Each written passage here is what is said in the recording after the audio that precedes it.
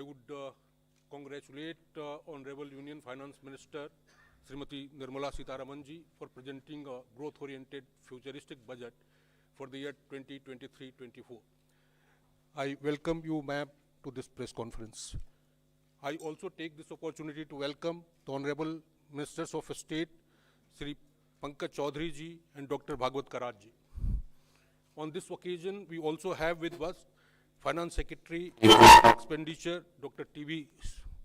Somanathan, Secretary Economic Affairs, Sri Ajay Seth, Secretary Deepam, Sri Tuhin Kant Pandey, Secretary Revenue, Sri Sanjay Malhotra, Secretary Financial Services, Sri Vivek Joshi, Chief Economic Advisor, Sri V. Anant Nageshwaran. I welcome you all to this press conference. Friends, first the Honorable Minister will give her opening remarks. Thereafter, we'll be taking questions from you. Before I request the Honorable Minister, I must request you all to please follow the norm of one organization, one person, one question, please. Don't club too many questions together. That will help us give opportunity to your friends.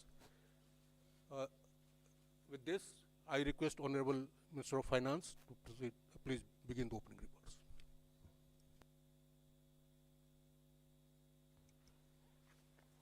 Thank you.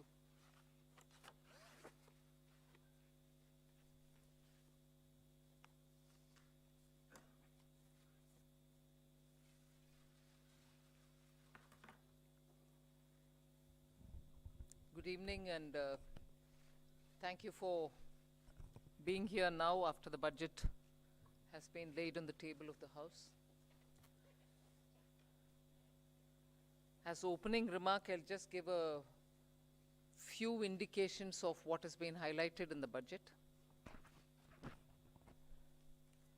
Broadly, I think the 4 emphasis points are on empowering women, giving a lot more attention to the SHG groups which are in the rural areas, trying to scale them up, give them the opportunity to brand and produce and also market their products in a far more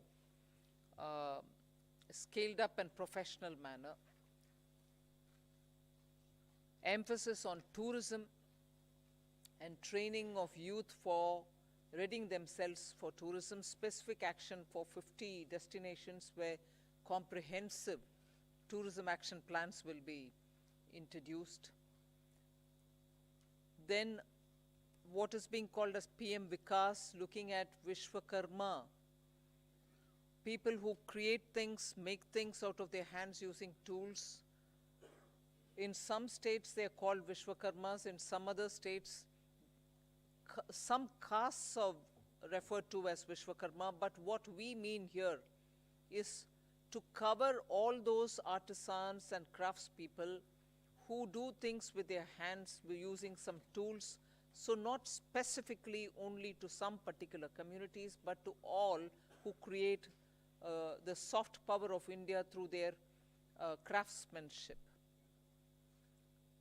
Then the 4 is green growth, the 4th one, which is in every sphere of life, we have policy interventions and enabling provisions made so that India moves fast on the transition to renewable energy, the investments made for hydrogen mission, renewable energy transitional facilities which we need, natural gas, and also looking at biogas, also evacuation of power from renewable energy sources located in Ladakh to the rest of the country. So those are 4 highlights which I'd like you to go back to see the scale in which we are approaching these issues and the impact that it will have on large sections of India's population.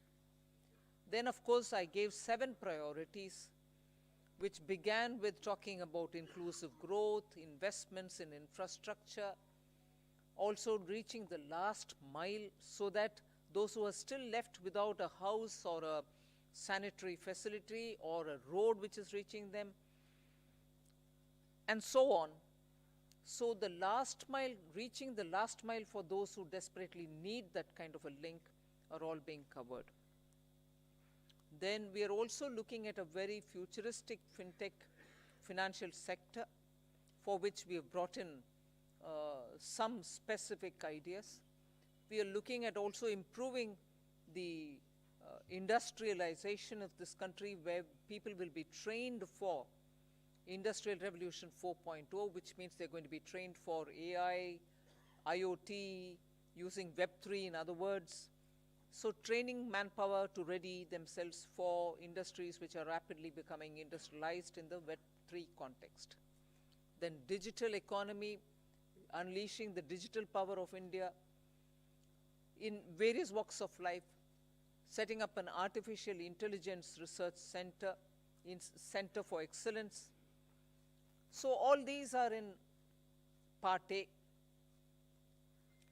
There's a lot of increase in the agriculture credit availability, 20 lakhs being made available for agriculture credit.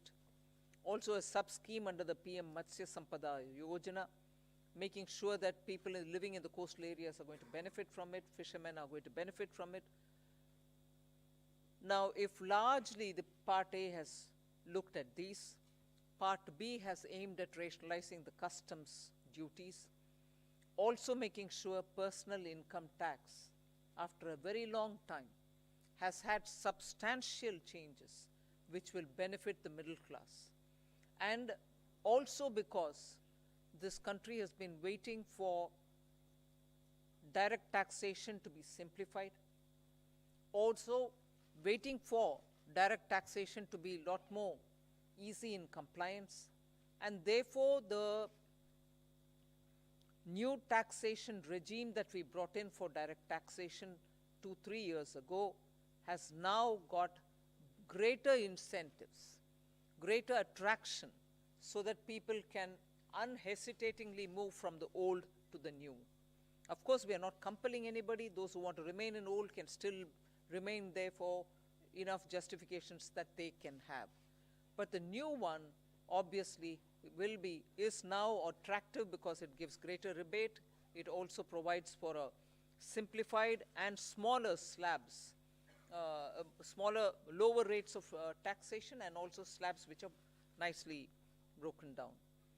So with all this, I think the budget, I've not gone into specifics, but I thought as an opening remark, this much will be sufficient to say this is a budget which is beautifully balanced, both growth considerations, because the capital investment has never before seen double-digit investment announcements. 10 lakh crore, which includes 1.3 lakh crores being given to states,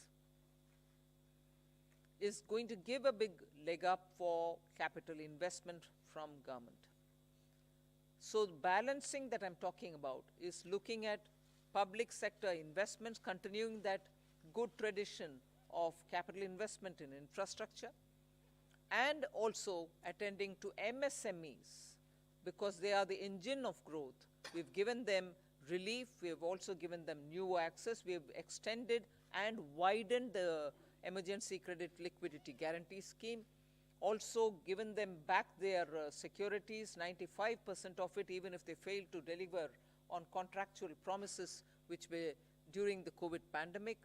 So the balancing is, one, we could sustain the capital infrastructure expenditure from the government, simultaneously in the private sector give a lot of push and impetus for the MSME, and not forgetting the individuals, the middle class individuals who needed that kind of a tax breaks and relief through taxation. So the large macroeconomic considerations have also been kept in mind. The fiscal consolidation has not been kept in the back burner. We've attended to it. We are respecting the glide path we gave ourselves 2 budgets ago. 6.4 this year fiscal deficit, and the forthcoming year for which the budget is presented now, 5.9% fiscal deficit. So broadly, I leave it at this. I suppose when you ask questions, we can answer the rest. Thank you. Thank you for coming here today.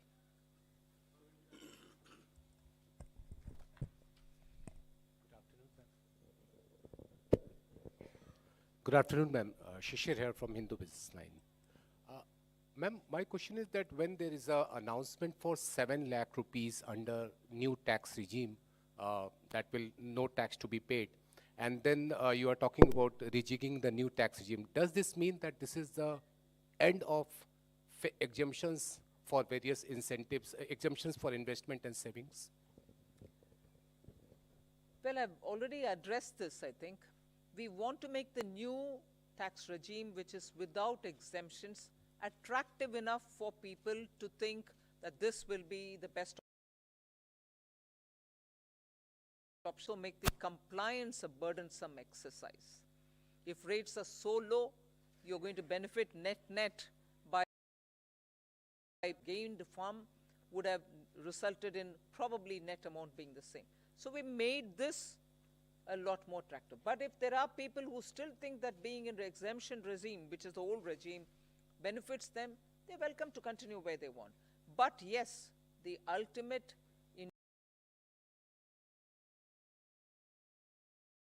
attractive, and that is why we've come up with this.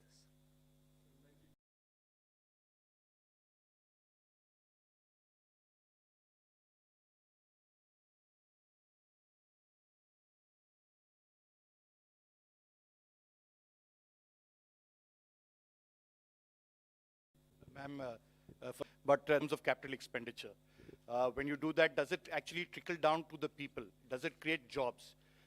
I know you've been doing this for the last 2 years. Are you sure that this will really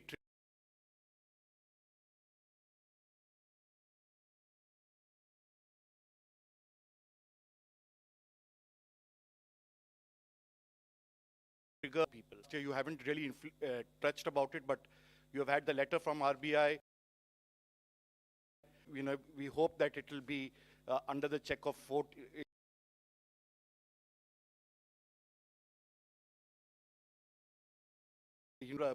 Answer to both these points.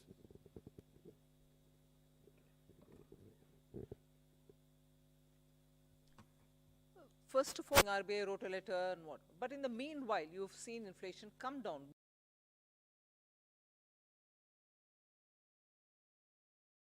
Both by the government. We take inflation-related steps.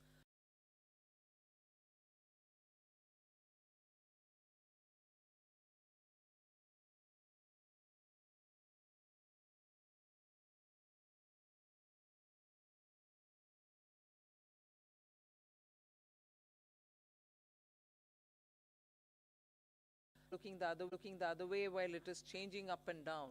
We have kept attending to it, and as a result, you find the explained that we have attended to it with all earnestness, having respected the glide path we gave ourselves earlier. Yeah.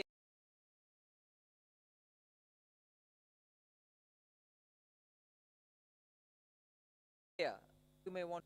I would have appreciated if you asked me, you said something in the BE, but you have not really exhausted what you put forth. You've not received. I would have been happy to answer if that were to be the case. But you're asking me a question about, in the sense you are implying that we have fully utilized what has been kept for capital investment. Therefore, it makes me feel odd that you're asking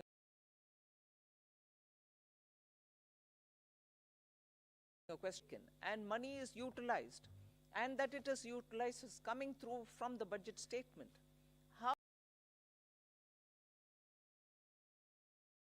How not all projects can be completed, even 1%, without human intervention. So obviously jobs are happening in the ground. So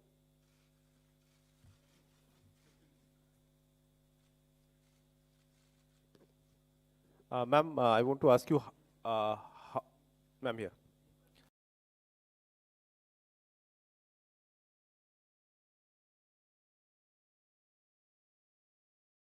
Number that you expect, 50%, 60%.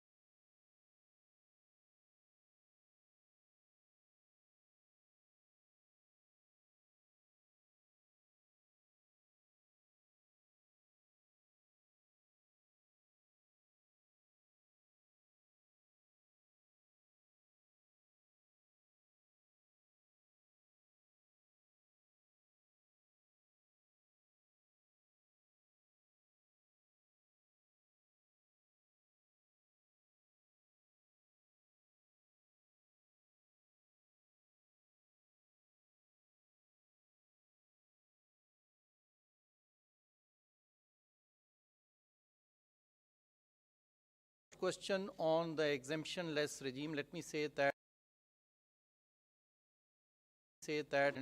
tax regime that we got, 60% is actually coming from the exemption-free tax regime.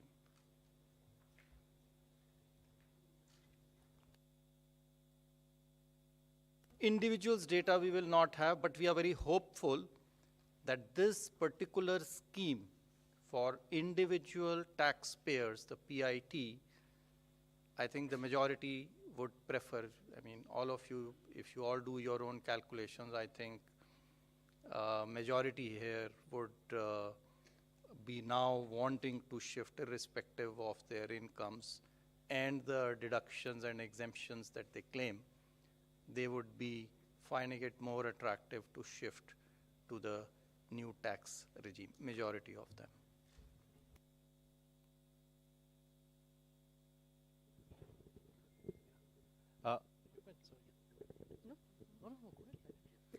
Ma'am, very good afternoon. Congratulations on a great budget. It's very clean, simple, nicely done. Ma'am, one quick question on CAPEX and one more on petroleum subsidy. Ma'am, your CAPEX for RE is lower actually in terms of the spend as of now. But the target is greatly stepped up for FY24. So what gives the confidence that it will be all utilized? That? CAPEX RE is lower, ma'am. 7.28 versus slightly lower.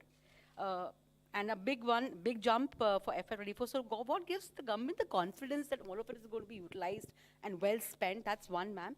And second, ma'am, on the petroleum front, the LPG subsidy has been kept pretty low. You had announced certain additional measures last year in May, along with the deep cuts in excise on petrol, diesel. So what happens to those announcements regarding LPG subsidy? They have not been rolled over. And plus, ma'am, there is a demand coming in from oil cores now after LPG losses that you have made good by giving them money. That something needs to be done on fuel also. So would the government What was consider? the last bit? Something has to be done for who? Basically, demand coming in from oil cores in terms of Oil marketing companies. Yes, cash compensation The money for which fuel. is now being given is not for that. not for that, ma'am. So, all of it. So, on your first question on capital expenditure. So, yes, the revised estimates are about 97% or 98% of the budget estimate. Yes, there is a slight deviation. It's mainly on the state capital expenditure, which is falling short of the 1 lakh crore. Actually, the central capital expenditure is going to exceed the budget estimates. State capital expenditure is not expected to reach the 1 lakh crore figure because some portions of the state capital investment scheme have reform conditions. So some states have not been able to meet some of the conditions. Therefore, we expect, I think the figures are there, about 76% of the state capital expenditure scheme is likely to be spent. That's the revised estimate. So the shortfall is actually on the state side, not on the central side, point number one. What gives you the confidence for next year? I think if you look at the allocations that have been made, they've made in actually the increments are in 4 clear areas. One, railways. The railways has enough projects to absorb the additional capital expenditure. The second is highways. They have adequate projects running to absorb this capital expenditure. The third is states, 30,000 crores. Now, yes, there will always be a challenge, but I think the states are gearing up now. This 2 years of this experiment has helped them to improve their spending capacity. And we are also seeing an uptick in the second half of this year on the state capital expenditure. So I'm reasonably confident that the states will absorb the 1,30,000 that has been provided. And the other big item on the central side is the petroleum capital expenditure, which is for retrofitting of refineries to meet emission standards and pollution standards, and partly for augmenting our strategic reserves. So I'm quite confident that we'll meet the expenditure targets. Please.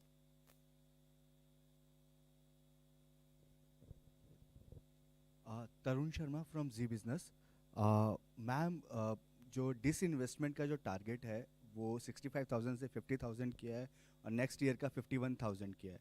तो ma'am, इससे हम ये समझें कि जो दो government bank का जो प्राइवेटाइजेशन होना था और जो 2 इंश्योरेंस कंपनीज का जो प्राइवेटाइजेशन होना था वो अब 2024 के बाद ही संभव हो पाएगा, उससे पहले नहीं हो पाएगा, क्योंकि मैम जो टारगेट ये कर रहे हैं। दूसरा सवाल मेरा संजय सर से है।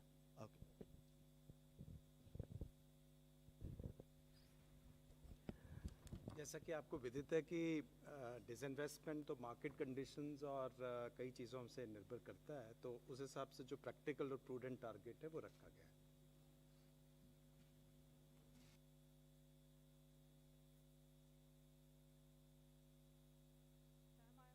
From the New Indian Express. Ma'am, what was the need to lower effective tax rate for high income group at this point in time? And also tax collection at source has been increased from 5% to 20% or on overseas tour package. So what is the reason behind this massive increase?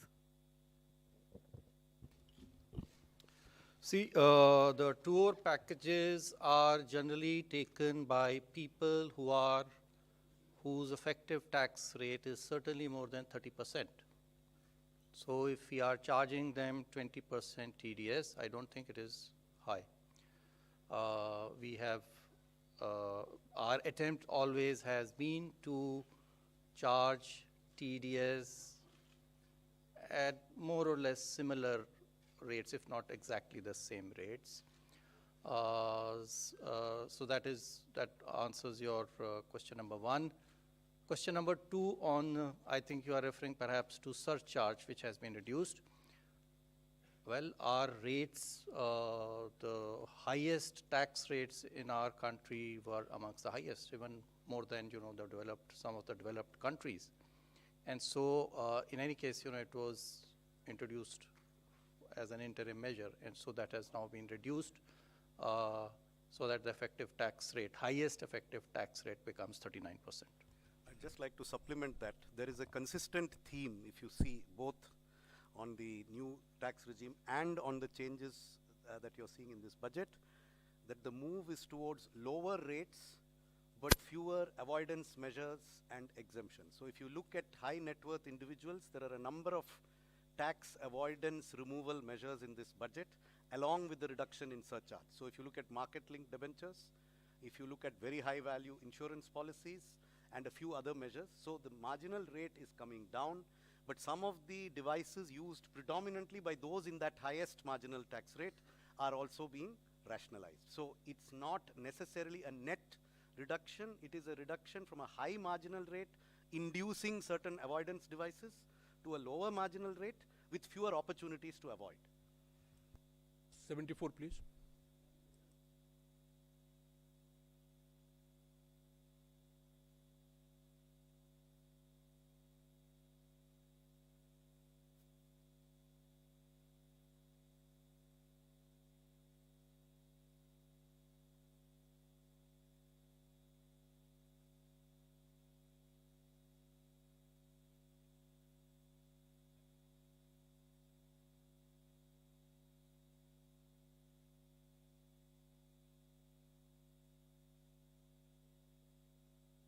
One's mind being part of a political party.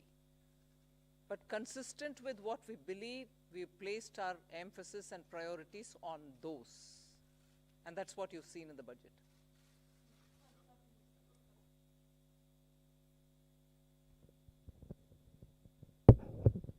Madam, मेरा सवाल है आपसे। मैं संजय शर्मा हूं, लोकमत अखबार से। Madam, आपके budget में विपक्ष की तरफ से कोई ज़्यादा प्रतिक्रिया नहीं आई है, लेकिन इस बजट से महिलाओं को काफ़ी उम्मीदें थी। घर की महिलाओं को जो महंगाई से पीड़ित थी, रसोई गैस के सिलेंडर के दुगने दामों से पीड़ित थी, कहीं ना कहीं आटे से लेकर के रोटी तक सारी चीज़ें महंगी हो गई है। तो क्या इससे आपको लगता है कि कुछ इसमें महंगाई पे भी फ़र्क पड़ेगा, और घर की जो रोटी है, जो घर की जो रसोई का जो सामान है, उसमें इस बजट से कुछ फ़र्क पड़ेगा?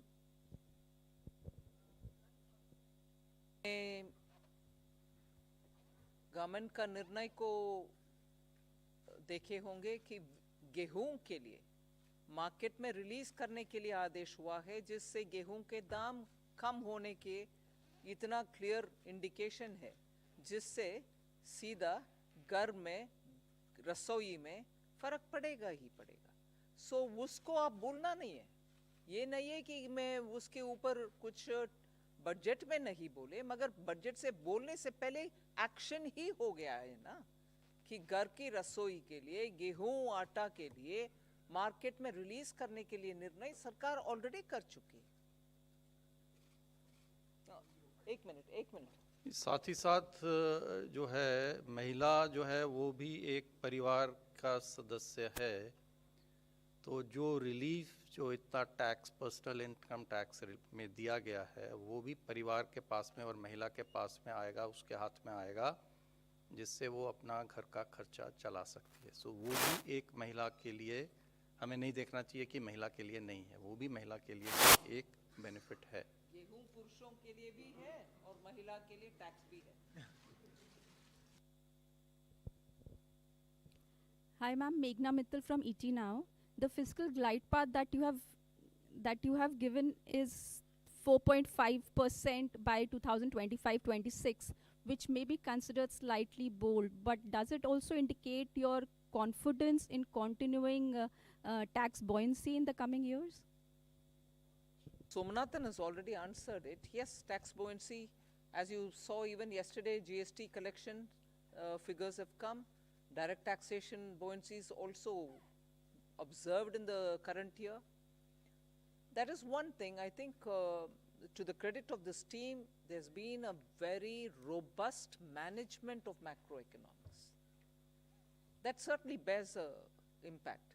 So all of us might talk about this particular step or that particular step, but I think together, revenue, expenditure, disinvestment, banking, all of us together have worked in such a way that where you can earn more through tax avoidance related measures, and similarly where you can bring in more people into the tax net, you are taking steps. Similarly, prudent ways of effective expenditure without cutting down expenditure, committed expenditure or other expenditure, are all ways in which you're making money mean more. And for every rupee that you spend, you get a better set of returns. So I think efficient management also has a very big role to play here. I just wanted to add to your question. The estimates in the budget, the revenue estimates in the budget, do not assume a buoyancy greater than 1 for the coming financial year. It assumes a buoyancy of 1. Gross taxes are expected to grow by the same 10.5% by which we have estimated the GDP to grow, which is slightly lower than the figure implied by the economic survey. And therefore, we are assuming only a buoyancy of 1. But if the experience of this year is repeated next year, then it may in fact be more than 1. But we have taken a conservative assumption. And I think the very fact that the commitment to 4.5% was reiterated word by word in this budget gives you an indication that we feel that we have the means and the ability to reach that target by 2025-26. I would also point out that many of our expenditure increases are on discretionary spends. We have kept a very tight lid on the irreducible types of expenditure, and therefore there is room in the budget, both on the revenue side and on the expenditure side, for us to reach that fiscal deficit target by 2025-26. And it is not likely that the finance minister has reiterated it in parliament today. Ma'am, Timsi Jaipuria from CNBC TV 18. Ma'am, I have two questions. Firstly, on the TDS reforms, you've come out with two specific reforms. For one, 20% TDS on foreign investments. Why has this been introduced? Is it to curb the flight of capital or investments which was going outside the country? And secondly, on students who are going outside to study, on that also the TDS has come, there's a 5% that has been levied, or it has been reduced. There is no change on education, or absolutely not. That's wrong. Your facts are wrong. But what happens to the amount that one spends in staying there as a student? First correct the thing which you've said, because yours is a very powerful voice, and that can spread among your dosts, that can go out. No change has been made for education or health purpose, LRS. Please, I hope my voice is audible.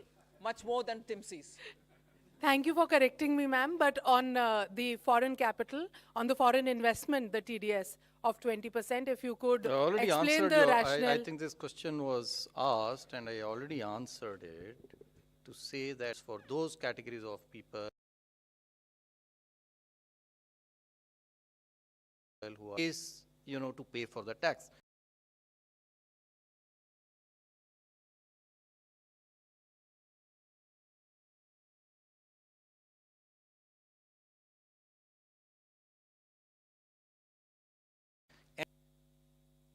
To make these remittances, but whose tax returns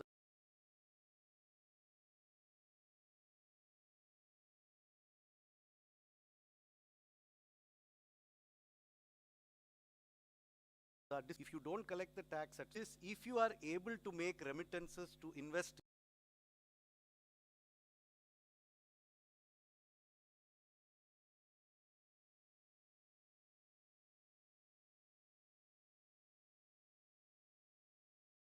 in a almost certain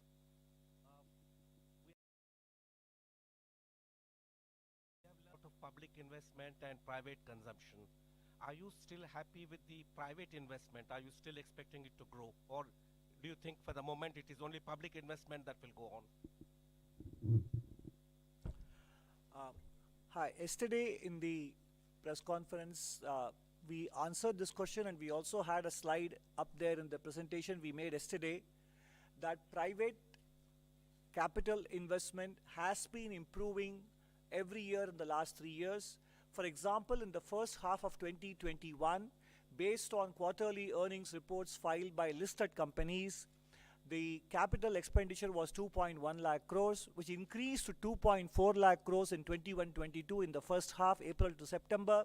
And 22-23, it has gone up to 3.3 lakh crores. And then you look at the RBI survey on capacity utilization and investment spending plans of the respondents. There is a very clear sign that many private sector companies are looking to enhance their capital expenditure. So both in terms of intent and in terms of actual spend, private capital investment is showing very clear signs of revival. Thank you.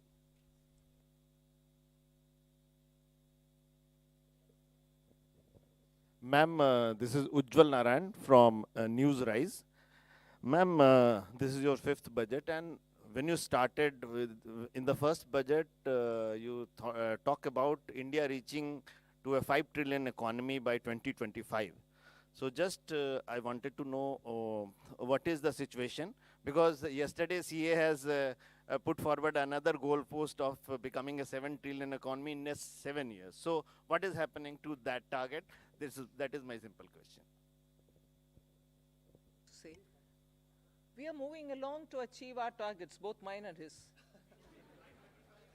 We'll achieve, we'll achieve.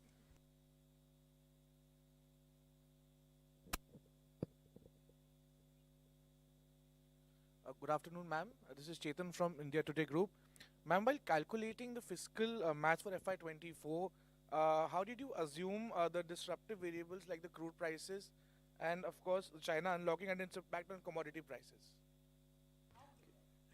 What was the benchmark that you were thinking behind the this is a question that keeps coming every budget, and I keep giving you the same answer. That there is no part of the budget mathematics that has a crude price number as an input in any spreadsheet. See, because there is no direct subsidy on any petroleum product. Unlike the fertilizer price or the price of the MSP, these have direct impacts on the budget. The petrol price would have an impact only if it triggers some major change in the tax system. Otherwise, the petrol, diesel, oil prices do not directly affect our budgeting. So it is not that there were days, maybe 10-15 years ago, when there was a lot of subsidy on these commodities. At that time, a crude price assumption was inherent in the budget. Today, there is no inherent crude. The assumption we are making in the budget is only that there will be no subsidies on petrol and diesel, and that global prices will be such that there will be no subsidies. What the global price will be, I don't need to make an assumption. So no assumption has been made. Confusion since last year when people referred to what was said in the economic survey as though it was said in the budget itself. The budget didn't say it then, the budget doesn't say it now.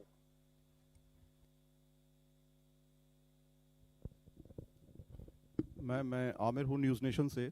पहला सवाल तो ये कि जब शुरुआत हुई थी एक तरह से मोदी सरकार की, तो कहा था कि अर्थव्यवस्था को बेहतर करने के लिए कड़वे घूंट पीने पड़ेंगे और बहुत ही कड़े मेजर्स लिए गए स्टार्टिंग में। लेकिन आज ये देख रहे हैं कि सरकार ने कड़वे घूंट पिए हैं जनता को खुश देखने के लिए। तो क्या ये एक चुनावी बजट है, इसको मानती है? और पहला ये, दूसरा ये कि इनकम टैक्स में जिस तरह से जो छूट की सीमा है, जो पहला फेज़ है आपका जिसमें 7 लाख तक की छूट है, तो उसमें वो फेज़ आपको लगता है कि इससे राजस्व पर भार पड़ेगा? कितना भार पड़ेगा, कोई एस्टिमेट है इसमें? We have said it in the budget speech itself as to what is the net revenue foregone. उसका घोषणा ही कर चुके हैं हम, हिडन नहीं रखे। So वो आ गया है 35,000? 35,000 crores net. Direct taxes 37,000 crore, indirect taxes 1,000 crore, additional revenue through indirect taxation measures 3,000 crores, and so net is 35,000 crore.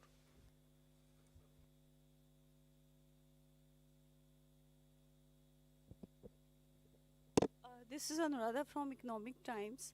In your budget speech, ma'am, you spoke about the review of financial sector regulators. So can you elaborate a little bit more on that? Something? Some of these exercises, when the regulations are brought in, they serve a purpose. Thereafter, the economy changes. So all the regulators have been doing it as part of their exercise, but there's a time now to take up a comprehensive review. And if you recall, RBI had formed a committee. They did it in 2020. They came out with a report in 2021. That is an ongoing process, and other regulators also will travel in that direction, that their regulations are what the economy needs today. Whatever tweaking is required, they will take up that steps. There's their own review, not by them.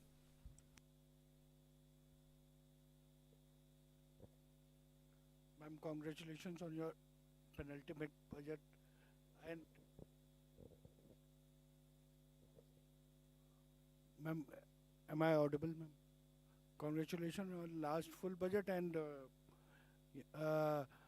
I just wanted to understand, you have mentioned, alluded to Banking Regulation Act Amendment and Banking Companies Act Amendment. Is it an indication that this year we'll see privatization on that front, public sector banking front? And if you could also throw some light on what kind of amendment it will undertake, apart from, allowing public sector bank for privatization.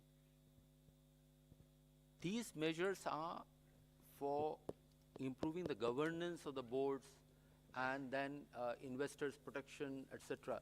These are not to do with any disinvestment or the privatization measures. These are the different set of measures.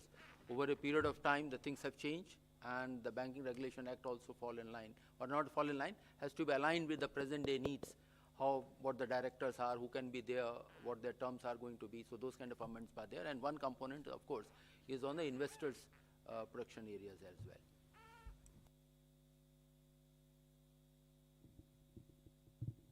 Good afternoon, ma'am. I'm Rima Sharma from Protibimba Live. My question,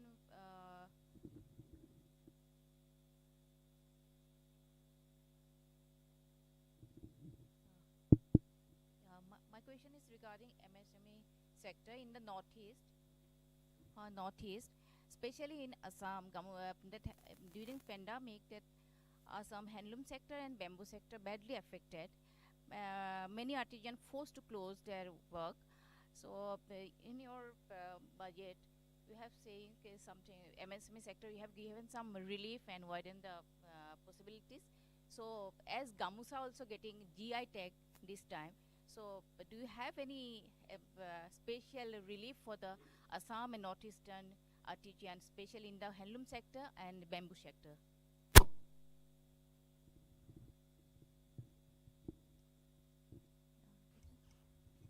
In the last year's budget itself, I think for sustaining livelihoods and also making sure that the northeast livelihoods are attended to, we came up with a specific program called PM Divine for the development of northeast. and that was executed through the Northeastern Council. So that program continues, and that will take care of livelihood related, whether it is in the weavers or in any other such community. But after getting the GI tag in the Gamusha, do you have any special package for the encourage to the handloom sector? So that is something which the state government will have to tag along with the existing programs, either through the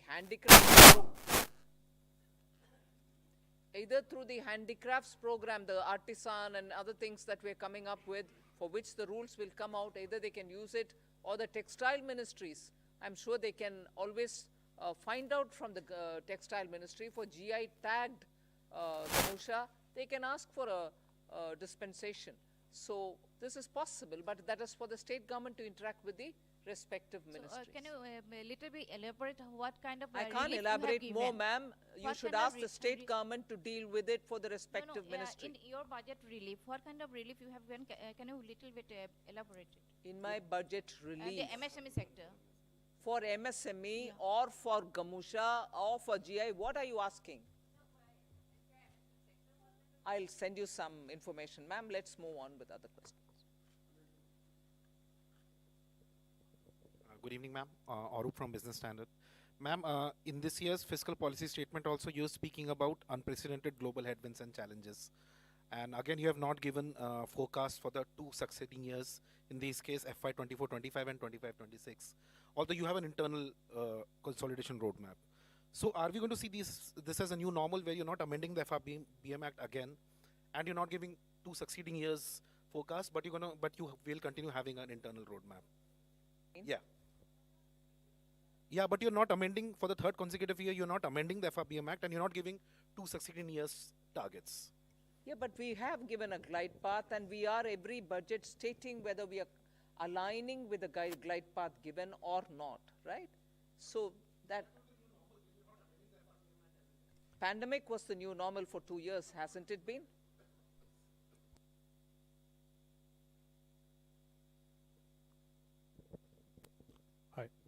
Hi, ma'am. Siddharth from Money Control here. The gross borrowing number is 15.4 lakh crores. Net is gross borrowing is 15.4 lakh. Net is 11.8 lakh. Especially with real interest rates returning to positive territory in the last few months, with the RBI hiking rates, do you see borrowing costs for companies rising, especially and perhaps the government crowding out the private sector, and could that impact private investments? So I think the question of crowding out, actually the increase in borrowing over the previous year is 8%. The economy has grown at a nominal rate of 15% over this same period. So this is a level of borrowing which I think will not lead to any incremental crowding out. In fact, as a percentage of the size of the nominal economy, the total gross borrowing is actually going to be lower in 23-24 than in 22-23. So incremental crowding out, I think, is not a significant issue, and that I do not think will lead to any impact on borrowing costs in the private sector.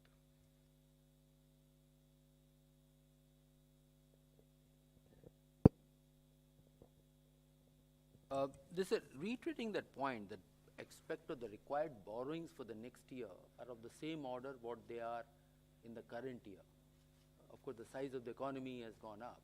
So it is not that the more money is being taken out of the savings which are available into the economy. So we don't see that impacting because it is of the same order. And even if you go 2 years back and just increase by nominal rates, the borrowings are, net borrowings are of the same order.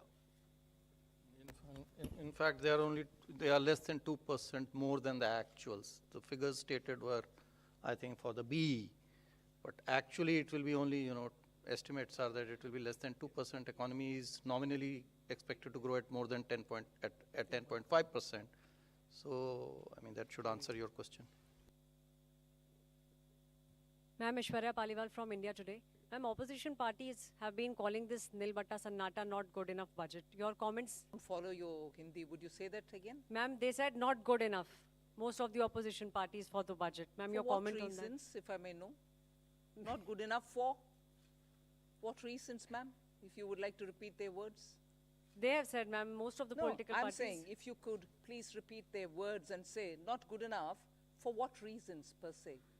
They said nothing for the they said nothing much for the middle class. Most of the, yeah, this is what those parties. Ma'am, do you believe India will remain a bright spot, ma'am? Please do. Agle mein kya? Next question, please.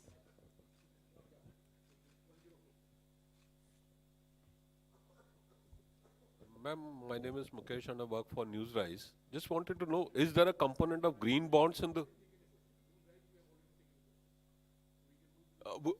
does it contain green bonds also? I mean, what would be the component of green bonds? Sovereign green bonds. Repeat your question, please. Interrupted me. So basically, in this overall gross borrowing that we have for the year, what component of that would be in form of green bonds? See, for the current year of $2 billion, one installment has already been done 1 week back, another one will be done a week later. So for the next, and the monies which we are going to raise now through these bonds, $2 billion, will be used for the projects which have been identified. And if those projects require in the pipeline that they require more money, then we will raise money through the green bonds, but that will be part of the overall borrowings which have been suggested. Pardon? There is no target for green bonds for next year. It is something which will evolve as the year goes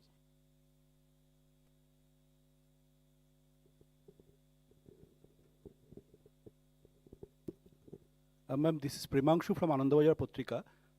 You have said that your capital expenditure has reached 10 lakh crore, but the interest payment expenditure has also reached 10 lakh crore. And the interest payment burden, it is almost 40% of the revenue received. So do you think it is a matter of concern for? It is always desirable for a government to have its interest payments as low as possible. But you are aware of the reasons for which government had to borrow a lot over the last 3 years. And all that I can say is the borrowings have been used very constructively towards growth-inducing investments and have not been frittered away on unproductive expenditure. Therefore, if the economy keeps growing at the rate that it has started to grow at now, then this is unlikely to be an unsustainable debt burden. We are quite confident that the interest burden will gradually come down as the GDP keeps growing. And to sustain that growth, the quality of expenditure, the quality of government expenditure is increasing. The revenue deficit is falling even faster than the fiscal deficit. So we are actually seeing an improvement in the quality of public expenditure, which will enable us to sustain this higher interest burden, which is a result of history. 2 years of COVID, where the entire globe has seen an increase in interest burden in all governments all over the world.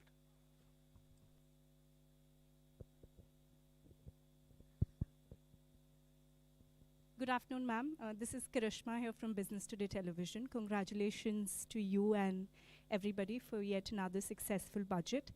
Ma'am, you did talk about simplification of the tax regime. So my question is on the capital gains tax regime that was also expected. It was not a part of the budget announcement, but it's expected that a simplification could be done in the coming months. Is that something on the cards?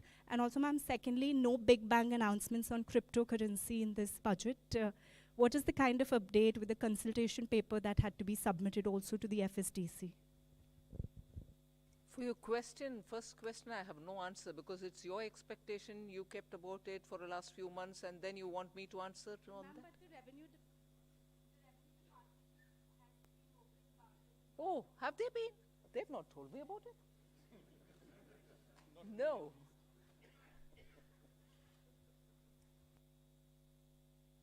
To say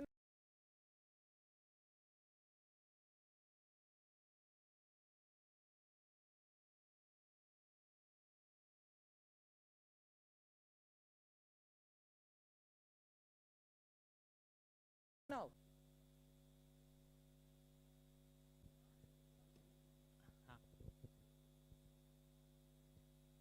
ma'am मैं आलोक CNBC आवाज़ से हूँ sir. Ma'am मेरा सवाल ये है कि जो TDS को लेकर क्लैरिफिकेशन आई हैं और उसमें ख़ास तौर से जो 10,000 का जो थ्रेशोल्ड लिमिट है कई सारी चीज़ों पर ख़त्म कर दिया गया है, ख़ास तौर से ऑनलाइन गेमिंग को लेकर।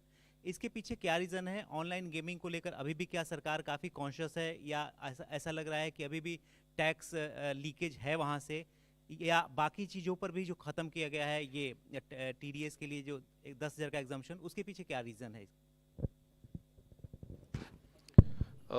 देखिए, TDS जो ऑनलाइन गेमिंग पे है, अभी प्रत्येक विनिंग के ऊपर में था, लेकिन जो ऑनलाइन गेम्स हैं वो कई सारे गेम्स मिला करके एक सेशन बनता है। एक गेम कोई नहीं खेलता है, कई सारे गेम्स जो हैं एक साथ खेलते हैं।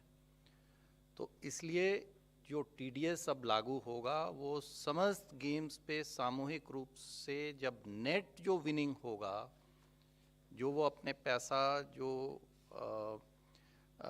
उनका जो एक अकाउंट में से वो निकालेगा, तभी उसके ऊपर में देखा जाएगा कि कितना उसने प्रॉफिट कमाया है, कितना उसका विनिंग हुआ है। उसके ऊपर में टैक्स जो है लगेगा और उसी के ऊपर में TDS भी लगेगा। और यदि वो 10,000 रुपये से अधिक है तो TDS पहले लगता था, अब वो 10,000 की लिमिट हमने हटा दी। तो लिमिट तो हटा दिया है, लेकिन ग्रॉस पे लगेगा और नेट पे लगेगा और प्रत्येक विनिंग के ऊपर में नहीं लगेगा। ये हमने बदलाव किया। So 2 changes have been made. One is that the taxation will be on the net winnings, because in online games generally you play a series of games over days. You don't play it, just one game and, like, you would be doing, say, race horsing would be, maybe once in a while. But this is over a period of time. So whatever are the net winnings, when you take that money from your account that you have made with the online gaming platform, the tax will be on that. So this is one change. The other change is that the TDS previously was on each winning, irrespective of the amount, on 10,000 and more. If the winning is 10,000 and more, so some of the online gaming companies were keeping winnings lower than 10,000, say 9,999. So that we have removed. So there is no now threshold on TDS. That is the second change.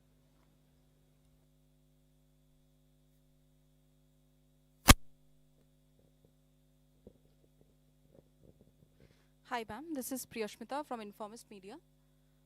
Ma'am, I wanted to know that there has been an upward revision in the small savings estimates for FY23. However, data suggests that there is a shortfall. So how do you plan to achieve it? Yeah, it's a good question, and I mean, it shows good awareness of our numbers. I'm happy to see people read our deep statements with so much attention. It is a good question. What I can say is the market borrowing number is completely firm.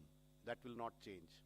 The remaining numbers have a little bit of fluidity, whether it is small savings, state government provident fund is a very fluid number. See, because if state governments change that number, it affects the overall balance of our funding plans.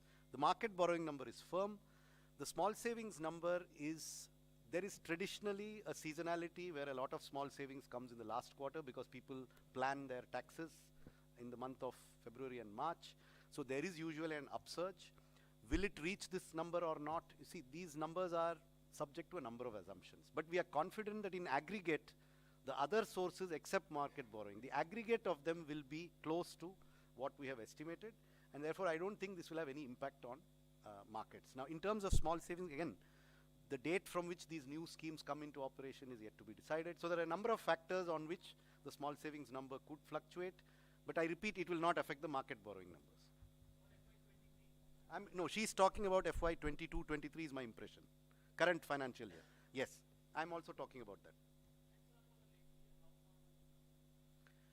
Again, the next year, 14 months before the end of the year, I cannot be firm on next year's numbers, but they are as firm as we can make them 14 months ahead of time.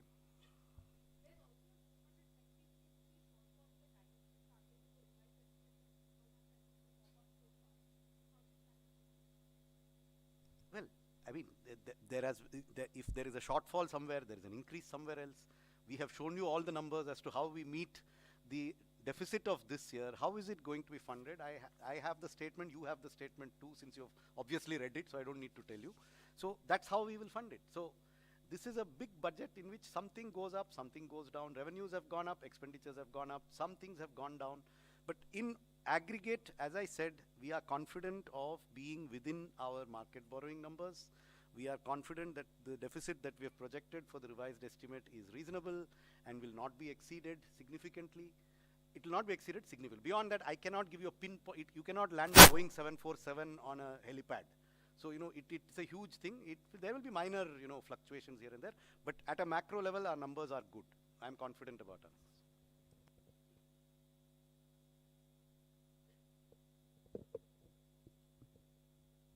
Ma'am नमस्कार, मेरा नाम महावीर सिंह है, freelancing करता हूँ। दो छोटे से स्पष्टीकरण चाहिए थे। एक तो 7 लाख रुपए तक की आय जो आपने कर मुक्त की है, वो दोनों उसमें है, पुराना और नया, या सिर्फ नए में है? ओके। और एक आपने घोषणा की कि जो गाड़ियों के स्क्रैप के लिए सरकार कोई सपोर्ट कर रही है, उसके पीछे क्या मंशा है सरकार की? क्यों इस तरह के उसको बढ़ावा दे रही?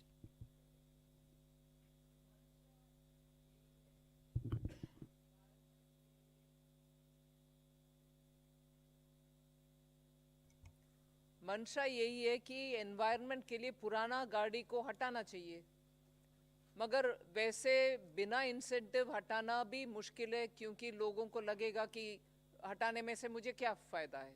सो इंसेंटिवाइज करना उसके लिए।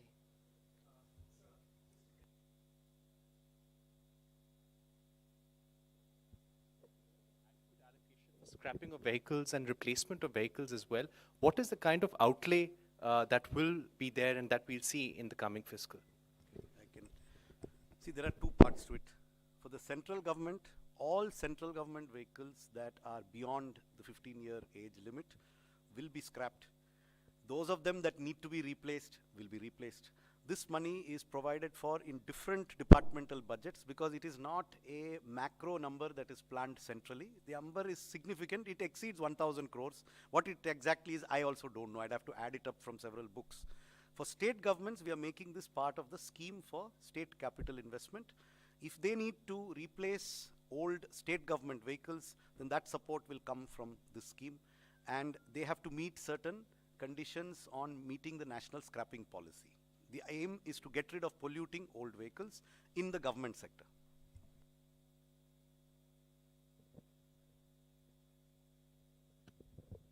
नमस्कार मैम, प्रमोद शर्मा। मैम, प्रधानमंत्री जी का नारा है कि लोकल फॉर वोकल, लेकिन जो ऑनलाइन प्लेटफार्म है, फ्लिपकार्ट और अमेजन, इनके चलते जो छोटे छोटे दुकानदार हैं उनका कारोबार प्रभावित हो रहा है। तो सरकार की कोई ऐसी योजना है कि फ्लिपकार्ट और अमेजन से भी सरकार को कुछ नहीं मिल रहा है टैक्स जो मिलना चाहिए, तो ऐसा कुछ इन पे कुछ लगाने का जो लोकल फॉर लोकल के लिए तो जेम में पोर्टल में एमएसएमई को स्थान मिल रहे हैं। वो उनके अपने प्रोडक्ट्स को उनके द्वारा मार्केटिंग आउटरीच करने के लिए government e market place provision दे रहा है। सो उनके लिए पॉजिटिव एक्शन है उधर।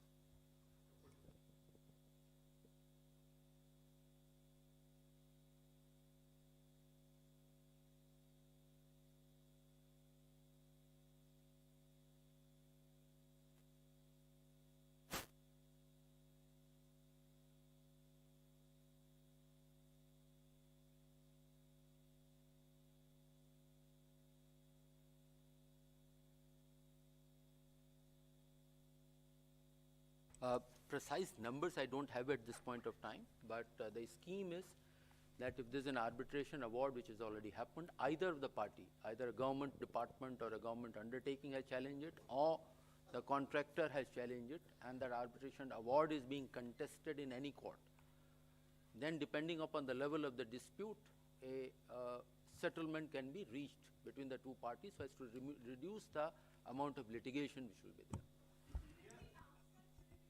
Yeah, it will be a voluntary, see, it is voluntary. Any dispute can be settled out of court by both parties. Traditionally, there are difficulties for government to take a discretionary decision on settling a dispute. So this will be a standardized set of terms depending on the nature of dispute and the level at which the dispute has been settled, or has been where there's an arbitration award, where there's a court award, where there's a Supreme Court award. There are different levels at which there is certainty or uncertainty.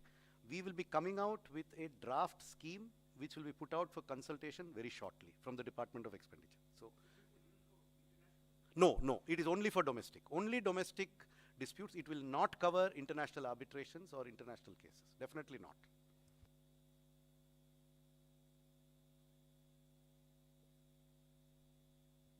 Thank you.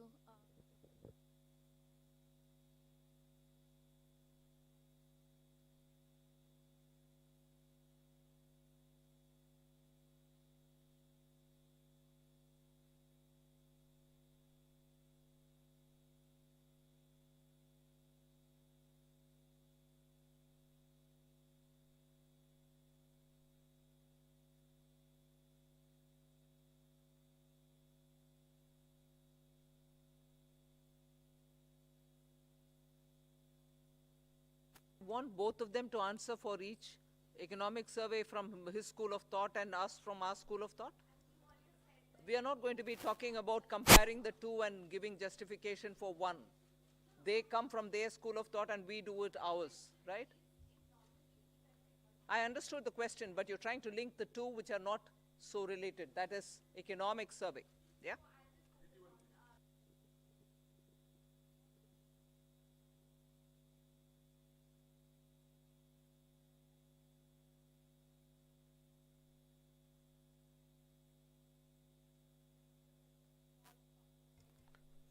That is exactly what I mean. The dated security figure will not change regardless of changes in the other figures. That's your second question. On the first question of 10.5, remember there's a difference between an estimate in an economic survey, which is given for general guidance, and a budget which has to be used to fund expenditure. So we have to have numbers which are at a higher level of probability of being exceeded than the economic survey. So therefore, our number of 10.5 could come from any combination of inflation and real growth. We are expecting nominal growth to be at least 10.5%. That's the basis on which the budget is presented. Now that can come from multiple combinations. I cannot tell you that it will be 6 and 4.5, or will it be 6.5 and 4, or will it be 7 and 3.5, or will it be 5.5? I mean, these are all, we are reasonably confident that we will exceed 10.5% nominal growth for the purposes of estimating our revenues, which is why we use that estimate.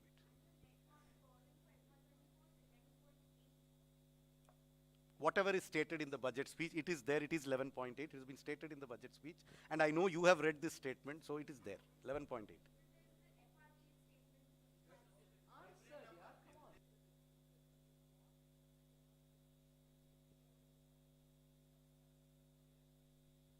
Good afternoon, ma'am. I am Nikun Johari from Reuters. You said that there'll be changes to improve governance for banks.